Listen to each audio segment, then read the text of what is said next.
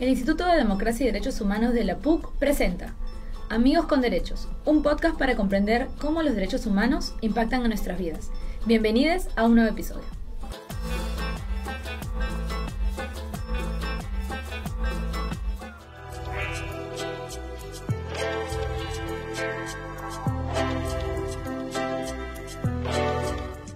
Las universidades cumplen un papel fundamental en las sociedades. Forman ciudadanos con conocimiento en diversos ámbitos y producen conocimiento por medio de la investigación científica, la cual permite a las naciones resolver problemas e impulsar el desarrollo económico y social.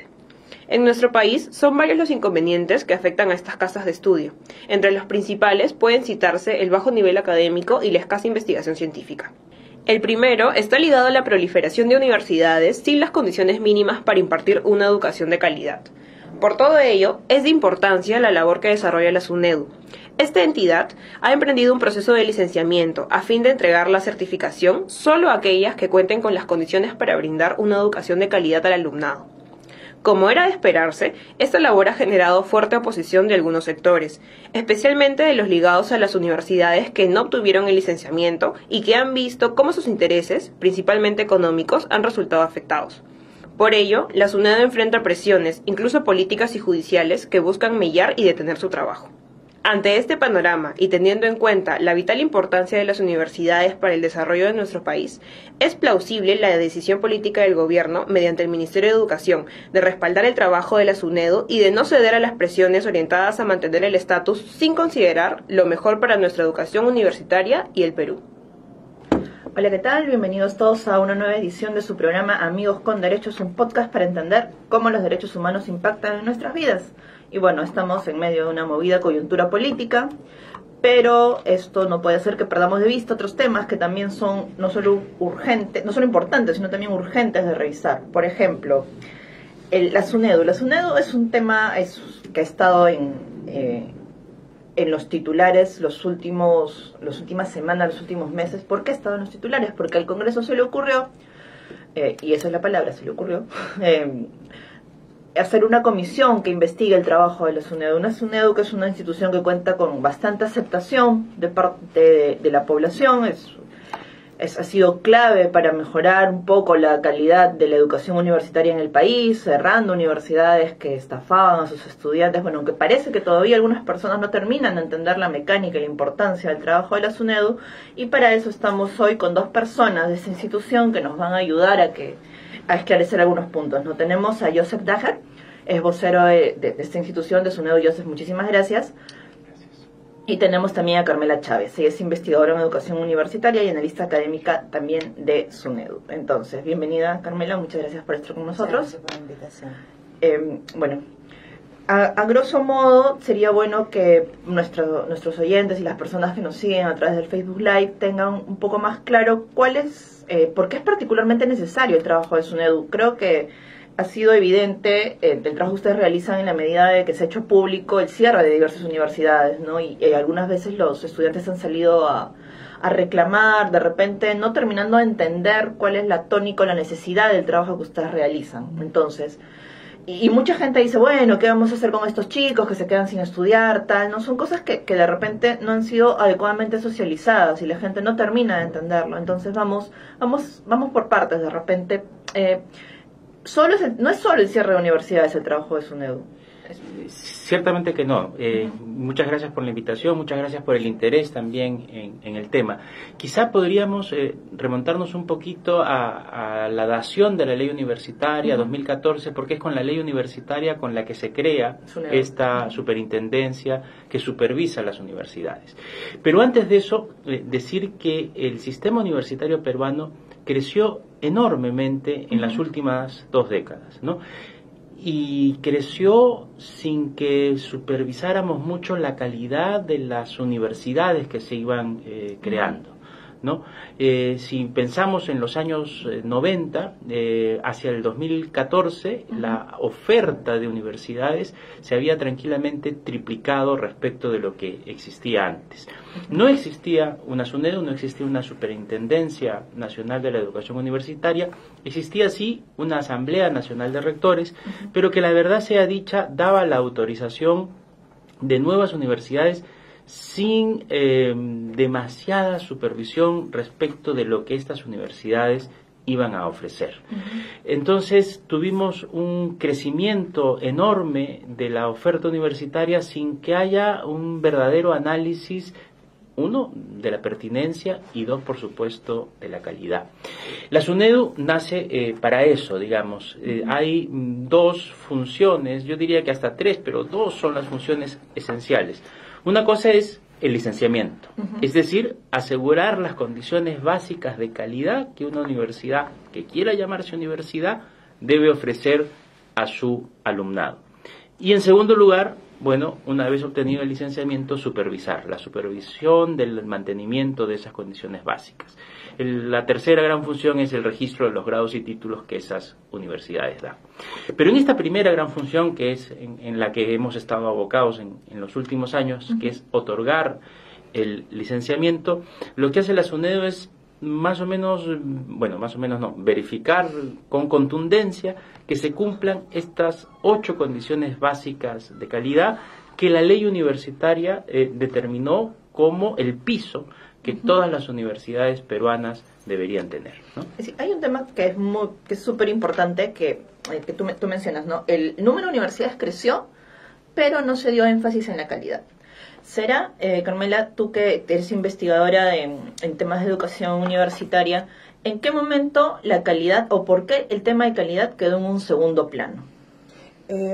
Bueno, desde finales de los 90 fue parte de una política de Estado la necesidad de expandir el sistema, digamos, ¿no? Esa fue una prioridad que se establece a mediados de los 90, no se da ese decreto legislativo 882 en el 97 que lo que busca es incentivar, y así era su nombre de esta norma, promover la inversión privada para la expansión de la educación universitaria en el país. Esto permitió que muchos actores privados con fines de lucro y sin fines de lucro también formaran universidades, eso por un lado, que transformaran incluso institutos superiores tecnológicos en universidades. El propio Estado participó de este proceso de expansión, abrió muchísimas universidades públicas. Si uno ve las listas de universidades públicas actuales, que ronda cerca de los 50, más o menos 20 de ellas fueron formadas a partir del año 95, ¿no? Entonces, digamos que para la prioridad en ese momento era una prioridad que estaba vinculada a la expansión del sistema, a abrir el acceso. ¿Pero no habían criterios mínimos de calidad que se tenían que cumplir? En ese momento, no. La agenda de la calidad entra como una preocupación años después. Hay un primer informe durante el gobierno de transición que lo saca el ministro que era en ese momento, el año 2001 de la transición, Marcel Rubio, donde se señala ya una primera preocupación sobre es necesario empezar a ver esta expansión desordenada. En el 2005 sale ya un informe mucho más contundente que se llama La Universidad en el Perú, que plantea justamente la necesidad de empezar a mirar la expansión y empezar a controlarla. Pero esto en realidad no se plasma dentro de lo que podríamos entender hoy el derecho a la educación superior, sino hasta la sentencia del Tribunal Constitucional en el año 2010, justamente a raíz de una solicitud de una universidad para abrir filiales. Y ahí el Constitucional es muy claro cuando señala que no podemos entender el derecho a la educación superior si no hablamos de derecho a la educación de calidad, y que el Estado peruano no ha regulado esta expansión, ¿no? Y que se requiere la creación de una entidad especializada y autónoma hasta que pueda un poco empezar a regular esto. Fue la base para el surgimiento de la ley moratoria en el año 2012, donde el propio el propio Parlamento dice no más universidades, no más filiales, hasta que podamos regularla, y es el proceso que finalmente termina en la ley universitaria. Entonces, en realidad, ¿no?, la agenda de la calidad universitaria en el Perú es una agenda que empieza a tener, institucionalmente hablando, 15 años, ¿no? 15 años en el papel. En los documentos. Claro. Yo no me atrevería a decir que solo en el papel. Digamos, desde el Proyecto Educativo Nacional en el 2006 ya hay una mención de que se necesita una educación superior de calidad. No, pero ¿no? digo en el papel porque pasó mucho tiempo hasta la creación de la SUNEDU y bueno, pudo ser la SUNEDU o pudo tener otro nombre, ¿no? O sea, pasó mucho tiempo para la creación de una institución evaluadora que establezca los criterios mínimos de calidad, ¿no? Porque digo, a cualquier persona con 3 dedos de frente le puede sonar increíble que no haya estado el tema de calidad incluido cuando se procuró la expansión de la oferta universitaria, ¿no? En realidad, si pensamos que también en ese momento se veía el tema de calidad no como una medida de condiciones básicas, sino como otro tipo de estándares. O sea, de hecho, el sistema de acreditación en el Perú surge antes de tener condiciones básicas, surge en el año 2007, ¿no? Entonces, de alguna manera lo que faltaba, que vino después, digamos, tuvimos ahí un tema de empezar por arriba y no por abajo, fue el tema de las condiciones básicas de lo que hoy entendemos como mecanismo de licenciamiento. Y probablemente en los 90, cuando se da toda esta expansión universitaria, o cuando comienza esta expansión universitaria, había este convencimiento de que el mercado regula no solo los precios, sino también la calidad, y este convencimiento de que ello se podía aplicar a todo, ¿no? Sin lugar a dudas puede aplicarse a algunos aspectos, pero en aspectos tan intangibles como en la educación, probablemente estamos hablando siempre de mercados imperfectos que necesitan, por lo tanto, regulación, ¿no? Claro, y también eso quiere decir, o sea, mejor dicho, eso explica de alguna forma la reticencia de personas involucradas en la formación, en el desarrollo de universidades, que no aceptan al inicio, primero, la nueva ley universitaria y segundo, el trabajo de SUNEDU, ¿no? Pero, o sea, estas reticencias, hay gente que ha ido venciéndolas de repente, pero parece que no están vencidas del todo, ¿no? Desde el momento que tienen una comisión investigadora ahorita en el Congreso para evaluar el trabajo de SUNEDU. Pero antes de entrar al tema de la comisión investigadora, me gustaría que por favor le aclaren a las personas que nos siguen cuál es el objetivo del licenciamiento, qué es lo que se quiere alcanzar cuando la SUNEDU le entrega el licenciamiento a una universidad, qué es lo que se espera de esa universidad. Lo que nosotros queremos garantizar cuando se otorga un licenciamiento es que esa universidad tenga condiciones básicas de calidad. Nuestro superintendente prefiere hablar de condiciones esenciales de calidad. Es decir, poder garantizar que esa universidad por lo menos cumple con el piso, ¿no? Y por supuesto lo que se espera es que en el tiempo en el que se le da ese licenciamiento, que pueden ser 6 años, 8 años, 10 años, que transcurrido ese tiempo, cuando le tomemos la foto en ese momento, esté mejor que cuando partió. Es decir, esperamos también mejoras continuas. Y digamos que cada universidad, o sea, por ejemplo, San Marcos ya está licenciada, tiene metas que cumplir para los próximos 6 años, que será la siguiente evaluación, una cosa así. En el caso de San Marcos son 10 años, pero en el caso de todas las universidades, efectivamente, pensamos que deberían estar mejor. De hecho, estamos pensando ya un modelo de licenciamiento 2 que tendrá siempre condiciones básicas, porque el licenciamiento habla de condiciones básicas, ¿no? Ya otro procedimiento que es la acreditación es el que hablará de excelencia, pero siempre en las condiciones básicas. En este modelo de licenciamiento 2 estamos pensando que estas condiciones podrían ser un poco más exigentes, digamos, ¿no? Vamos a una pequeña pausa y regresamos para seguir conversando con Joseph y Carmela.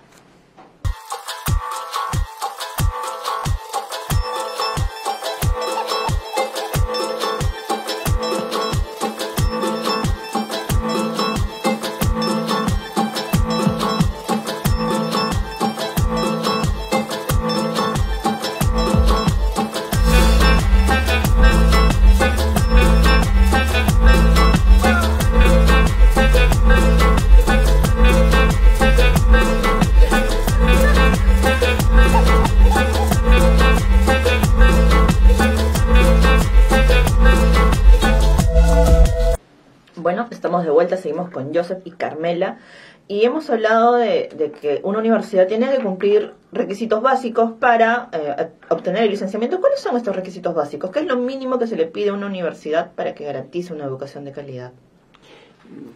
Según la ley son 8 condiciones básicas. Ahora, estas 8 condiciones básicas las podríamos, digamos, dividir en las que son condiciones tangibles, que son fácilmente visibles.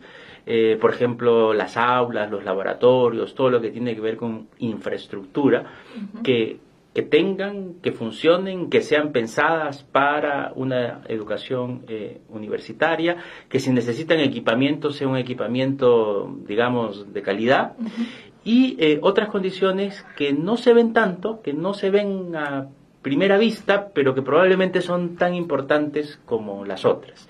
Por ejemplo, un porcentaje de profesores a tiempo completo, ¿no? La ley habla de un 25% de profesores a tiempo completo. Esa es otra de las condiciones de calidad, es decir, tener docentes adecuados y que de esta cantidad de docentes haya un 25% a tiempo completo. Esto es muy importante porque el profesor a tiempo completo es el que está permanentemente en la universidad, claro, el que tiene una oficina en la universidad, el que va a atender a los alumnos en sus tesis, en sus trabajos de investigación, en sus asesorías, en las dudas que puedan tener después de las clases. Este porcentaje de profesores a tiempo completo, pese a la enorme cantidad de universidades que había crecido, no creció, ¿no? Porque claro, es fuerte, ¿no? Es una inversión fuerte claro, en la planilla. Otra condición básica de calidad tiene que ver con la investigación. Es decir, la investigación en cualquiera de sus formas, formativa, aplicada, teórica, de patentes, etcétera, la investigación tiene que formar parte de la comunidad universitaria. Un profesor enseña mejor en tanto investiga aquello sobre lo que enseña. Otra condición de calidad tiene que ver con tener objetivos académicos claros, ¿no? Es decir, que las carreras tengan pertinencia, que las carreras estén bien armadas, que tengan planes de estudios claros, con objetivos que uno vea detrás de ello una propuesta. Por supuesto, otra condición tiene que ver con qué va a hacer el chico después, ¿no?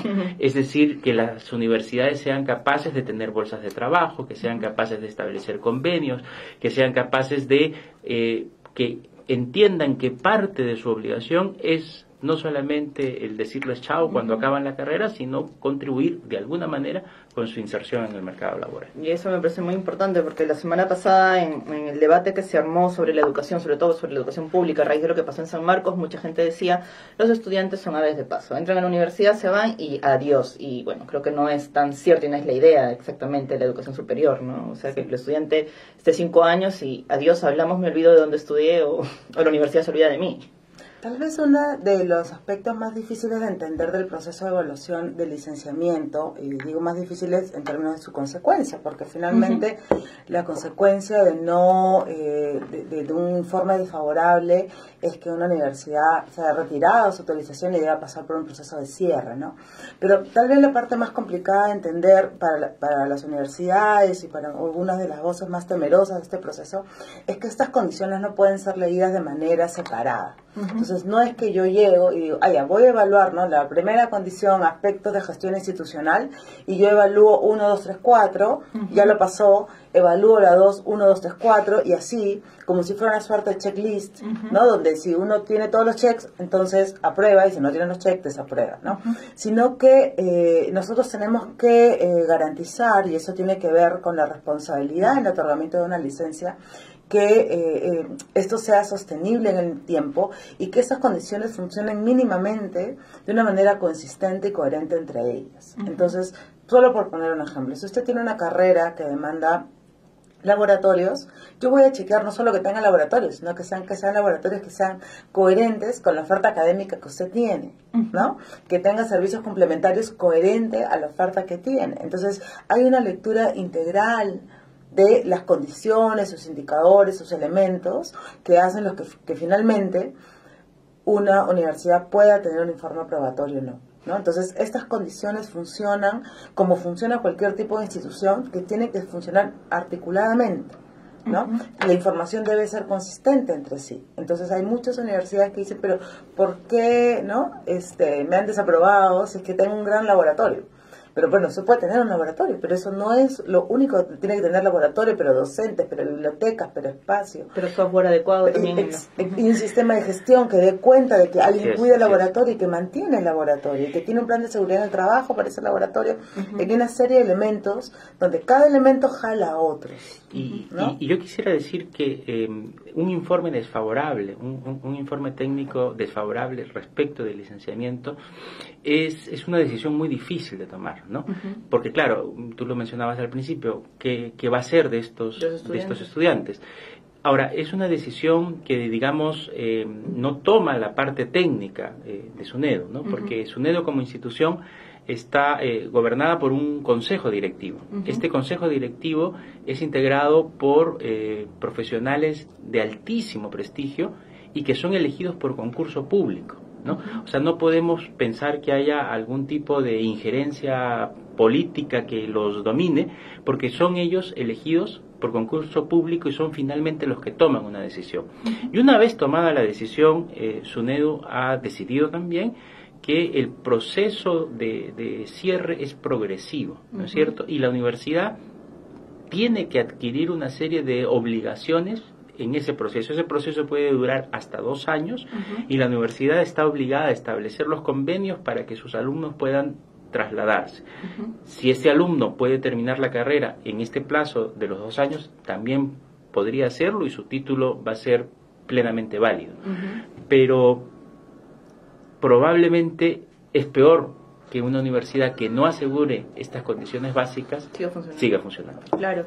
Y entonces acá, dado el panorama que ustedes nos han explicado y que también hemos visto en las noticias y tal, ¿cómo explican o cómo entiende la SUNEDU las trabas que les pone, por ejemplo, el Congreso al mandarles una comisión investigadora, ¿no? ¿Cómo lo toman? ¿Cómo lo recibe la institución? ¿Qué problemas supone o no necesariamente problemas, ¿no? Sino qué cosa supone el hecho de una comisión investigadora a la SUNEDU, además de que citen periódicamente al superintendente del Congreso? Bueno, nosotros, por supuesto, tenemos un gran signo de interrogación de por qué quieren seguir investigando, porque eso quizá habría que aclararlo. El Congreso ya ha investigado, ya ha tenido una comisión de investigación. La última comisión de investigación de la anterior Comisión de Educación decidió no abrir, o sea, no continuar, no se le acabó el plazo, vio que lo que encontró no era muy sustantivo y decidió no seguir. La que fue presidenta de esa comisión ha declarado, en aquel momento podría ser que hubiera alguna razón. Hoy, como ha avanzado la SUNEDU, no le veo razón de continuar lo que yo misma dije que no debía continuar. Entonces, claro, ¿cuáles son las razones? Habría que preguntárselo a ellos mismos, ¿no? Habría que ir a preguntarlo al Congreso, ¿no? Pero una de las dudas que de repente saltaron o saltan algunas personas y que los conversábamos fuera de micros con Carmela, tú decías que es importante que se establezca no un licenciamiento permanente, sino una evaluación periódica de ese licenciamiento. Sí, el modelo peruano, a diferencia hay otros modelos regionales de evaluación universitaria, por ejemplo el caso chileno. En el caso chileno, una universidad que se crea pasa por un proceso de evaluación, un proceso de seguimiento muy largo, hay que decirlo. En Chile puede demorar 9 años el licenciamiento en una universidad nueva, y esa universidad tiene el rango de universidad autónoma, y la universidad ya no es evaluada en esos términos, sino en términos ya de su excelencia, acreditación, etcétera, ¿no? Y en otros aspectos regulares de financiamiento, etcétera. En nuestro caso, la opción del legislador, el espíritu de la ley universitaria, fue un espíritu de temporalidad. Esto debido a la situación en la cual, digamos, el diagnóstico que se tuvo en el momento en que se implementa la ley. Entonces, la ley es muy clara cuando señala que se trata de un licenciamiento de carácter temporal. Y que supone, ¿qué supone esto? Supone que un tiempo después deben ser revisadas, ¿no? Debe ser revisada en qué términos. Eso es justamente lo que ahorita tenemos que nosotros que discutir internamente. ¿Cuál sería la naturaleza, ¿no?, de ese relicenciamiento? Si sería un relicenciamiento permanente, o si ahora hablaríamos ya de una autorización más definitiva, ¿no?, en la segunda tanda. Si entrarían todas o entrarían algunas. Ese es un debate, digamos, más técnico, que también hay que mirar a raíz del propio balance que necesitamos presentar digamos, a la sociedad de cómo se ha movido el sistema universitario hoy a raíz del proceso de evaluación del licenciamiento. Justamente estamos en la SUNEDU trabajando hace fin de año lo que se llama el informe bienal, que es un informe de la realidad universitaria y que va a mostrar muchos de los primeros impactos, ¿no?, a 3 o 4 años de licenciamiento de cómo ha cambiado la universidad. Ese diagnóstico a nosotros también nos va a poder decir qué es lo que deberíamos seguir mirando dentro de lo que el marco de la ley te permite, ¿no? Porque el marco de la ley universitaria señala muchas otras obligaciones que tienen las universidades que no fueron recogidas en un primer momento en ese licenciamiento. Te pongo, por ejemplo, el caso de la responsabilidad social universitaria, ¿no? Entonces, la ley dice que las universidades deben hacer RCU y debe ser hecha mínimamente en estos términos. Eso es algo que no se ha recogido en el modelo de licenciamiento, en la versión número 1. ¿Podría estar en la número 2? Pues es algo que deberíamos evaluar, ¿no? Es una condición básica, no es una condición básica, es una obligación legal, pero que no es estrictamente algo esencial en el funcionamiento de la universidad. Ese debate es algo que tenemos que tener, creo, a partir del próximo año, ¿no? Ok, entonces, bueno, muchísimas gracias, Joseph y Carmela, por estar con nosotros. Es importante conocer cómo funciona la SUNEDU por dentro y por qué su trabajo debe seguir realizándose. Vamos a una pausa y regresamos en el siguiente bloque.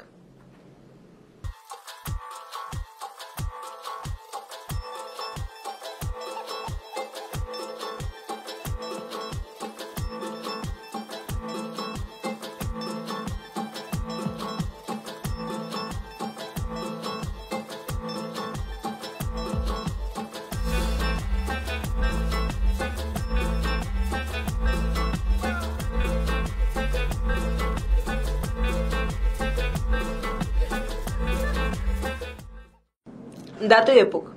De acuerdo a la Superintendencia Nacional de Educación Superior Universitaria, SUNEDU, a la fecha ya son 38 las universidades públicas que han demostrado el cumplimiento de las condiciones básicas de calidad y obtenido la licencia institucional correspondiente. Asimismo, 40 universidades privadas han concluido el proceso con éxito, mientras que a otras 12 se les ha denegado la licencia, por lo que han iniciado un proceso de cese de actividades. Con ello, la SUNEDU concluye la evaluación de más de la mitad de las 145 universidades que solicitaron el licenciamiento institucional. Esto fue el dato de poco. Y bueno, estamos en el segundo bloque del programa de hoy. Estamos en Amigos con Derechos, un podcast para entender cómo los derechos humanos impactan en nuestras vidas. Y hoy estamos hablando, en medio de toda esta crisis política, del tema educativo que nunca se debe perder de vista, ¿no? Y en este segundo bloque estamos con el profesor Flavio Figalo. Él es jefe de la Oficina de Información Académica de la Universidad, de la PUC, y ex viceministro de Gestión Pedagógica del Minedu. O sea, sabe muy bien cómo se mueve el monstruo por dentro. Profesor, bienvenido. Muchas gracias. Entonces, profesor, hablábamos fuera de micros de cómo es posible que en algún momento se haya autorizado la creación de tantas universidades sin establecer estándares de calidad mínimo. Y usted decía que en algún momento sí hubo estándares. ¿Qué pasó? En realidad, como te comentaba, había estándares. Se creó precisamente CONAFU, ¿no?, para la autorización de universidades, la autorización de su funcionamiento. Y CONAFU tenía un conjunto de reglas que, vistas en el papel, no eran necesariamente malas. Sin embargo, el proceso se ha ido pervirtiendo, se fue pervirtiendo internamente. CONAFU estaba dentro de la ANR, la Asociación Nacional de Rectores en ese momento, tomó ciertas autonomías y ciertas formas de funcionamiento cada vez más, ¿cómo te diría?, más críticas, ¿no? ¿Ya? Y comenzó a aceptar cosas que no debía aceptar, y comenzó a hacer cosas que no debía. Por ejemplo, las universidades no podían ser autorizadas sino hasta que hubiera, por ejemplo, egresados de ellas, y que estos egresados cumplan con ciertas calidades, supuestamente, ¿no? Y quien daba los títulos era el propio CONAFU, pues no lo dan directamente las universidades. Y ahí comenzaron los problemas, ahí comenzaron ¿por qué no ayudas a mejor esto, aquello, qué sé yo? Y las cosas comenzaron a pervertirse. ¿Pero no hay un ente rector que supervise, que fiscalice la labor de CONAFU? No, porque, digamos, estaba dentro de este paquete, digamos, que reclamaba una autonomía absoluta. El Estado no tenía ninguna, a pesar de que el Ministerio supuestamente era ente rector, no tenía ninguna capacidad para ejercer eso. La ley no había establecido, digamos, criterios para ello, ¿no? Por eso es que se crea SUNEDU. SUNEDU se crea porque es necesario crear un organismo con autonomía, ¿no?, que regule el funcionamiento de un servicio básico, que es la educación, ¿no?, en este caso la educación superior, y que es un derecho además, y que responde no solamente a ese hecho, sino a una demanda del Tribunal Constitucional. En el 2010, SUNEDU se crea en el 2014, en el 2010 el Tribunal Constitucional señala que CONAFU es incapaz de hacer las cosas que supuestamente debía hacer y que hay que crear una superintendencia. Entonces se crea la superintendencia 4 años después, y en esos 4 años se crean un montón de universidades, ¿no? Hay una especie de aprovechemos antes de que salga la ley, ¿no? O demoremos la ley, ¿no? En fin, ¿no? O sea, hay muchos intereses acá, ¿no? Hicieron que se creasen muchísimas universidades de la noche a la mañana, con las consecuencias que ahora estamos viviendo, ¿no? O sea, estamos cerrando universidades precisamente porque se hizo las cosas muy mal. Claro, digamos que tal vez el marco normativo fue un poco laxo y se aprovecharon de los vacíos que les marcaba, ¿no? Y esto me parece particularmente grave porque usted bien ha dicho, la educación es un derecho, pero bueno, para algunos también es un negocio, ¿no? Y este negocio termina pervirtiendo y afectando, o sea, permitiendo el sistema y afectando a quienes tienen menos posibilidades de acceder a una educación de calidad. Por ejemplo, hay universidades, hay gente que no puede pagarlas, entonces recurres o a una universidad estatal en la que en los años 90 la gente estaba acostumbrada a estudiar con las carpetas rotas, con los servicios higiénicos rotos, algunos sin servicios higiénicos incluso. Entonces, digamos, las condiciones no habían condiciones mínimas ni siquiera de infraestructura y la gente estaba acostumbrada a eso como es lo que toca, ¿no? Este es lo que toca o este es lo que hay tiene que ver de repente con la reticencia que se tiene ahora para que la SUNEDU fiscalice y establezca criterios mínimos de calidad en el funcionamiento y en la enseñanza? Mira, yo creo que uno puede acostumbrarse a una situación precaria, ¿no? Pero lo que teníamos era más que eso, ¿no? O sea, teníamos en realidad un sistema prácticamente de estafa, ¿no? Que decía que iba a hacer algo que no hacía, ¿no? O sea, no era solamente un problema de aulas, era un problema de la formación misma. Y esto tiene que ver con que cuando uno tiene un servicio público, ¿no? De un bien público, que de alguna manera se dispone que sea posible, que sea proveído de manera privada, tiene que tener una gran supervisión, ¿no? O sea, no podemos hacer eso, ¿no? Si no supervisamos. Entonces, lo que pasó es que no se hizo, ¿no? Ocurrió esto, y lo que tenemos es realmente en el proceso mismo, por ejemplo, de identificación de las instituciones que han obtenido algunas licencias y otras no, lo que se ha visto es que han cerrado muchos locales, aquellas que han sido licenciadas, porque proveían servicios de diferentes calidades en diferentes partes, ¿no? Y como el título se da a nombre de la nación, entonces el título supuestamente es equivalente. Claro que conforme esto pasaba en la sociedad, ¿no? Los que reconocen los títulos, que son los empleadores, ¿no? También reconocían las calidades de las universidades y sabían y discriminaban. Entonces un sistema que debe ser igualador en términos sociales se convierte en un sistema que sigue discriminando. Y entonces yo creo que más allá de las condiciones mismas, lo que la gente siente, y creo que por eso hay en general un apoyo a SUNEDU y a este proceso del lado de los estudiantes y de los profesores, ¿no? Es porque efectivamente eso es necesario, ¿no? O sea, no podemos permitir que siga así y deteriorándose cada vez más, ¿no? ¿Y es solamente la SUNEDU, o mejor dicho, la esperanza que tenemos para mejorar la educación superior?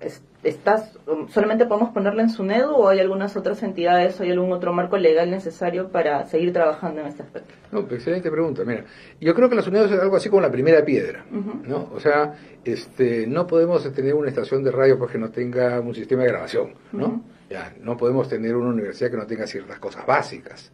Pero sobre eso hay que construir una cantidad de cosas que dé calidad, ¿no? A este servicio que se presta. Entonces, y esto tiene que ver, por ejemplo, con cómo funciona por dentro una universidad. Cómo se ejerce la docencia, cómo se organiza la investigación, cómo se administran los recursos, cómo se bonifica a los docentes, etcétera, ¿no? Cómo se relaciona con las empresas, con la comunidad, en fin, hay infinidad de cosas que la universidad tiene que hacer. Y estas calidades no pueden ser todas supervisadas por SUNEDU, que es condiciones básicas. Claro. Entonces, parte de esto se logra con sistemas de acreditación, Entonces el sistema de acreditación es útil porque parte de un proceso simple que es la autorreflexión, ¿no? O sea, la universidad comienza a evaluarse a sí misma, comienza a mirarse a sí misma, y sobre la base de mirarse a sí misma descubre cuáles son sus falencias, sus carencias y qué puede hacer y cómo puede mejorar. Pero en el mismo proceso tiene que haber un agente externo que llegue y diga, ya, muy bien, tú crees que podrías mejorar en esto, pero ¿no te parece poco? ¿No crees que en realidad podrías mejorar también en aquello? O, mira, en otros sitios han hecho esto además, ¿no? Y han logrado rápidamente este resultado que a ti te parece complicado. Y entonces eso ha ayudado a que las universidades logren establecer procesos y procedimientos que les permita mejorar. Ese es un paso adicional. Otro paso adicional, diría yo, que tiene que ver más con las universidades públicas, ¿no? Es cómo funciona el sistema de administración y organización del proceso de la carrera docente. La administración en la universidad pública y muchas universidades privadas, la verdad, que felizmente ahora con el licenciamiento se está corrigiendo, ¿ya? Es una cosa espantosa. Sí, lo hemos sufrido todos los estudiantes de universidades públicas. Claro, yo he estudiado parte de mi formación en San Marcos y conozco también de cerca el problema. Y entonces tú tienes que eso contribuye a una mala calidad de la formación, ¿no? Entonces eso también tiene que cambiar, ¿no? También hay un problema de la carrera docente, y el problema de la carrera docente no solamente es un tema de salarios, es un tema de las capacidades docentes, ¿no? Que las hemos descuidado durante muchos años. ¿Y eso por quién estaría visto? ¿Por el Ministerio de Educación? Eso sería visto, yo creo que el tema de la carrera es un tema interno de las universidades, pero también es un tema desde el Ejecutivo en términos de plantear propuestas que permitan mejorar la carrera docente. En términos administrativos, por ejemplo, supuestamente Servir podría ser un instrumento que permita mejorar el servicio administrativo en las universidades públicas. Sí, que también es todo uno dice. Vamos a una pequeña pausa que la productora me va a matar y regresamos.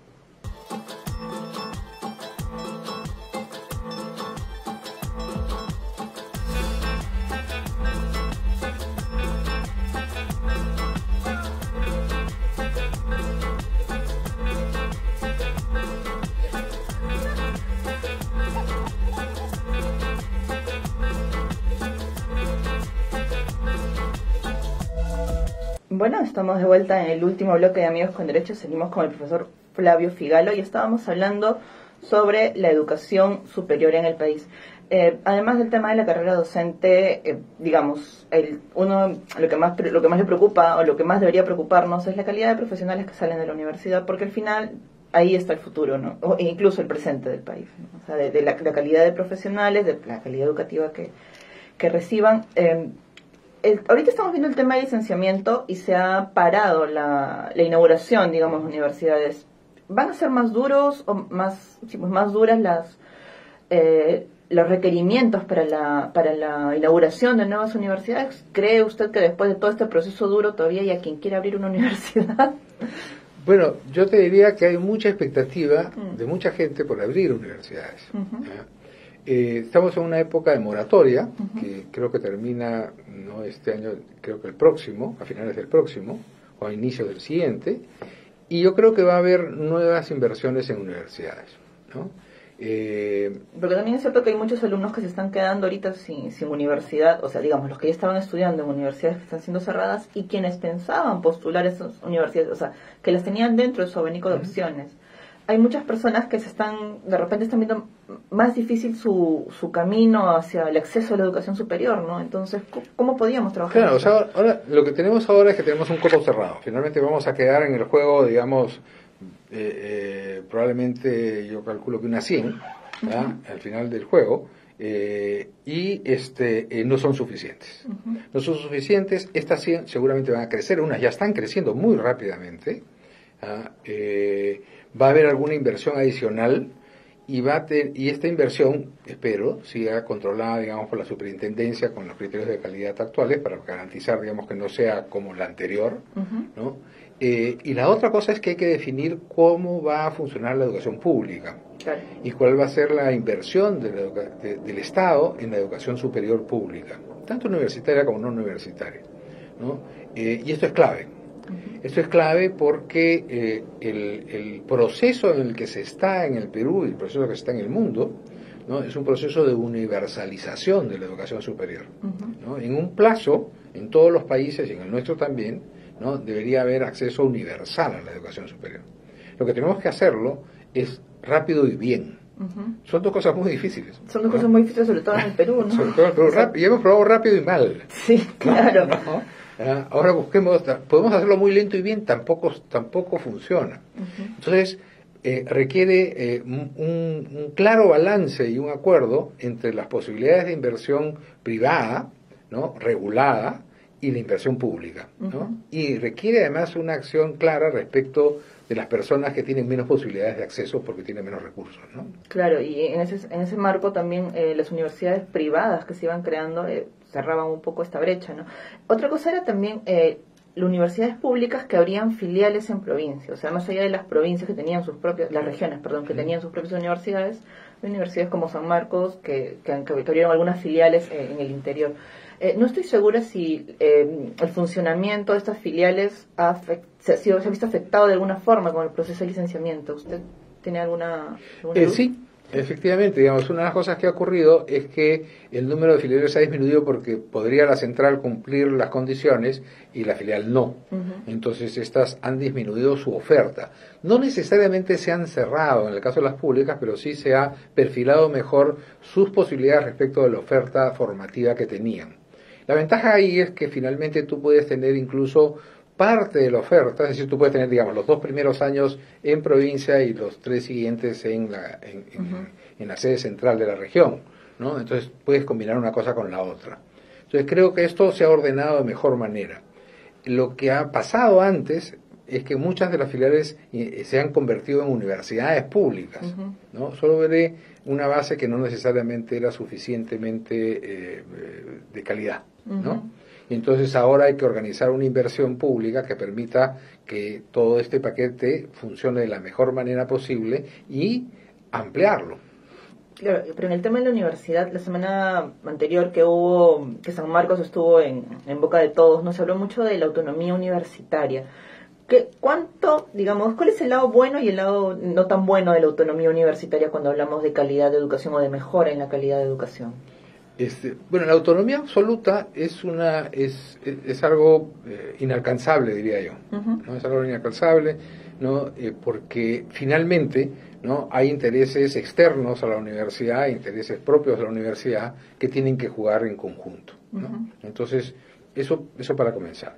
En segundo lugar, la autonomía tiene que ver en el caso de la universidad, con varias cosas.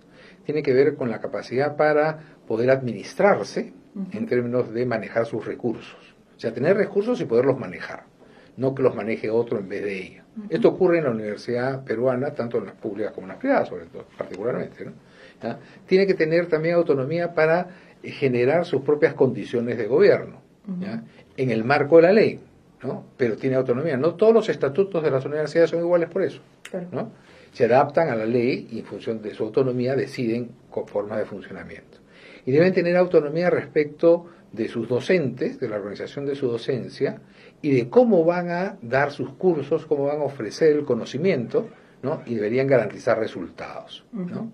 Toda esa autonomía existe, ¿ya? Pero digamos la discusión está, bueno, ya, todo esto está bien, pero la universidad tiene que garantizar ciertos resultados. Entonces alguien tiene desde fuera que mirar y decir, oye, mira, estos resultados no están siendo obtenidos. Mira, en esto mismo hay otra universidad que sí los obtiene y tú no los obtienes. O sea, hay que ponerse al día, ¿no? O sea, tienes la autonomía para ver cómo lo haces, si se quiere. No todos tienen que hacer las cosas iguales, ¿no? Pero a eso se refiere, digamos, la autonomía, creo yo, y sus límites, ¿no? Límites que no siempre están bien delimitados, ¿no? Por ejemplo, cuando recién se estaba impulsando la ley universitaria, salían los rectores, los representantes de la Asamblea de Rectores a pedir que no se dé esta ley porque atentaba contra la autonomía universitaria, ¿no? Es una forma un poco extraña de entender la autonomía. Sí, tener autonomía. La autonomía para mí, toda la autonomía. Para los demás, ninguna autonomía. Generalmente, digamos, termina siendo así, pero como el mundo no es polar, Y como las decisiones y el funcionamiento de la sociedad requiere balances, ¿no? Yo creo que lo que está ocurriendo, y finalmente lo que ha ocurrido, es que eso se está estableciendo y se está haciendo bien. Y para terminar, profesor, ¿cómo ve usted esta intención del Congreso de seguir investigando a la SUNEDU? Bueno, esto es muestra de la importancia económica y el interés político, creo ideológico también, respecto de la educación y en particular de las universidades. Este proceso de apertura, de creación, de explosión de universidades como hongos, ¿no? Generó mucho dinero, ¿ya? No solamente mucha forma de hacer dinero, yo diría que generó muchas formas de blanquear dinero, ¿no? Entonces, perder esta posibilidad, ¿no? Para una institución que no paga impuestos, que tiene una serie de ventajas tributarias, que tiene autonomía en su organización y el manejo de sus finanzas, etcétera. Para este tipo de organizaciones, pues es un bocato di cardenale, dicen los italianos, ¿no? Entonces, claro, estarían felices con eso y ahora muchos ven peligrar esa posibilidad. Algunos la han perdido y están luchando por recuperarla, ¿no? Y otros quieren que no se pierda porque quieren hacer eso. Esto era un gran negocio, ¿no? Y esos intereses terminan moviendo sus piezas en el Congreso y produciendo este absurdo de investigar casi permanentemente a la SUNEDU cuando ya se ha respondido una y otra vez sobre las cosas que supuestamente no están haciendo bien y no han encontrado nada malo. Exacto. Bueno, muchísimas gracias, profesor, por estar con nosotros hoy día en un día tan agitado políticamente. Gracias a ustedes por seguirnos a través del Facebook y a través del podcast. Y nada, la educación es un derecho y bueno, quienes hacen de ella también un negocio, no se olviden de que están trabajando con vidas humanas. Ok. Gracias. Hasta la próxima. Hasta aquí llegamos con este episodio de Amigos con Derechos, un podcast para comprender cómo los derechos humanos impactan en nuestras vidas. Amigos con Derechos es producido por el Instituto de Democracia y Derechos Humanos de la PUC. El programa es conducido por Katy Subirana. Producido y mezclado por Gabriela Quevedo y Rosdel Heredia. El equipo lo dirige Patricia Barrantes. El diseño de la música es cortesía de Danzal. Si te gustó este episodio, puedes volverlo a escuchar todos los martes desde Zona PUC, además de seguirlo por el Facebook del IDEPUC, donde nos encuentras como @IDEPUC.